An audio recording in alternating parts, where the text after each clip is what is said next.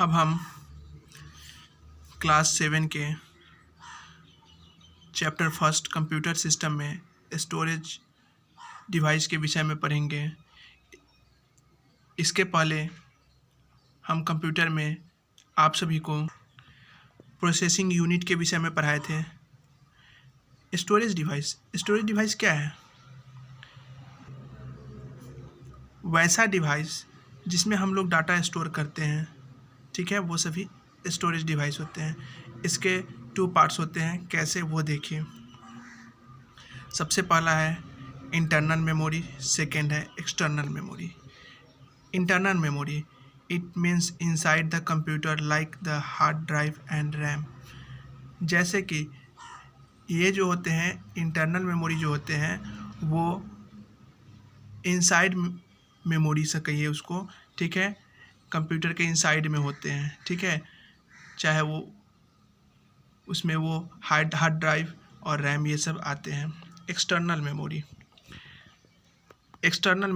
It means removal media like CD, DVD, external hard drive and pen drive which are outside the computer. जो हम outside में लगाते हैं, ठीक है, कंप्यूटर के, उसे हम एक्सटर्नल मेमोरी कहते हैं, जिसमें pen drive, hard disk, external hard disk, CD, DVD ये सब जो होते हैं वो सभी एक्सटर्नल मेमोरी होते हैं, ठीक है। अब कंप्यूटर में जो मेमोरी होते हैं उसके विषय में पढ़ेंगे। कंप्यूटर में 2 टाइप्स की मेमोरी होते हैं। फर्स्ट होते हैं प्राइमरी मेमोरी और सेकेंड होते हैं सेकेंडरी मेमोरी। क्या होते हैं? फर्स्ट होते हैं प्राइमरी मेमोरी, ठीक है, और सेकेंड जो होते हैं वो होते हैं सेकेंडरी मेमोरी, ठीक है। अब ये भी जान लीजिए कि प्राइमरी मेमोरी जो होते हैं, प्राइमरी मेमोरी के 2 टाइप्स होते हैं, रैम और ROM. RAM means random access memory, read means read only memory, ठीक है। और सेकेंडरी मेमोरी में भी बहुत सारे टाइप्स होते हैं, जिसमें hard disk, compact disk, pen drive, ये सभी जो होते हैं सेकेंडरी मेमोरी में आते हैं, ठीक है। अब बात करते हैं प्राइमरी मेमोरी क्या होते हैं। तो primary memory is the main memory of the computer. Primary memory क्या है? मेन मेमोरी है कंप्यूटर का। However the data store in primary memory is for a short period of time. हालांकि इसमें जो डाटा स्टोर होते हैं प्राइमरी मेमोरी में बहुत शॉर्ट पीरियड के लिए उसमें स्टोर होते हैं, ठीक है। तो जैसे कि मैंने इससे पहले आप सभी को बताया कि जो प्राइमरी मेमोरी के 2 टाइप्स है, रैम और ROM, random access memory. RAM और रोम आखिर है क्या? तो देखिए, RAM is the most common type of memory found in computer and other device such as printer.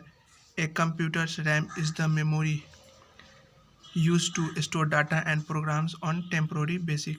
Random access memory जो है वो मोस्ट कॉमन टाइप मेमोरी है, ठीक है, कंप्यूटर का या अदर भी डिवाइस के। ये कंप्यूटर मेमोरी में जो रैम होते हैं लगे हुए, कंप्यूटर में जो रैम होते हैं, ठीक है, उसका जो डाटा स्टोर होता है, ठीक है, वो टेम्प्रोरी बेसिक पे होते हैं। डाटा या कोई भी प्रोग्राम टेम्प्रोरी बेसिक पे होते हैं, ठीक है। रोम में read only memory, it is the permanent memory. ये क्या है? परमानेंट मेमोरी है। That is use to store important control programs and system software and perform a variety of function such as booting of और starting a program. ROM जो है एक अस्थायी memory है, ठीक है, जिसका उपयोग महत्वपूर्ण नियंत्रण कार्यक्रमों और सिस्टम सॉफ्टवेयर को स्टोर करने के लिए किया जाता है रोम में, ठीक है। जैसे कि प्रोग्राम शुरू करने के लिए कई प्रकार के कार्य करने होते हैं। प्रोग्राम जो शुरू करने के लिए उस सब का जो डाटा लगता है वो रोम से ही आते हैं। रैम के विषय में एक चीज़ और जान लीजिए। रैम में क्या होते हैं कि जैसे रैम आप सभी को मैंने क्लासरूम में दिखाया होगा। रैम को आप सभी क्लासरूम में दिखाया है मैंने, ध्यान कीजिएगा। वो जो है कभी कभी वो अगर रैम में थोड़ा सा भी वो अगर हिल भी जाते हैं तो हमारे सिस्टम ऑन नहीं होते हैं। उसके लिए हमें फिर से उसको या तो क्लीन करने होते हैं, ठीक है, और नहीं तो अगर वो रैम ख़राब हो गए हैं तो दूसरे रैम की ज़रूरत हमें पड़ती है। जिससे ये ना सोचिए कि रैम अगर ख़राब हो गए तो उससे सारा प्रोग्राम मेरा ख़त्म हो जाएगा, उससे सारे प्रोग्राम डिलीट हो जाएंगे। जैसे मैंने पहले ही आपको बता दिया, ये ज़रूरी है ठीक है, ये सिस्टम को चलाने के लिए ज़रूरी है, बट इसमें डाटा जो है स्टोर ज़्यादा समय तक नहीं रहता है। ठीक है, इसलिए रैम हमेशा चेंज होते रहते हैं, हमेशा नहीं, जब वो ख़राब होते हैं तो उसको चेंज करते रहते हैं हम लोग।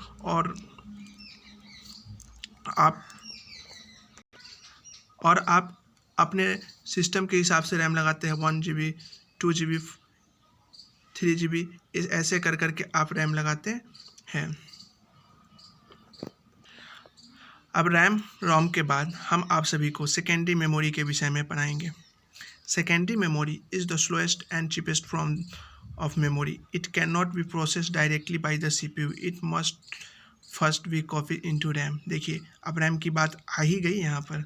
जैसे कि सेकेंडरी मेमोरी जो है, स्लोएस्ट एंड चीपेस्ट मेमोरी जो है ये है।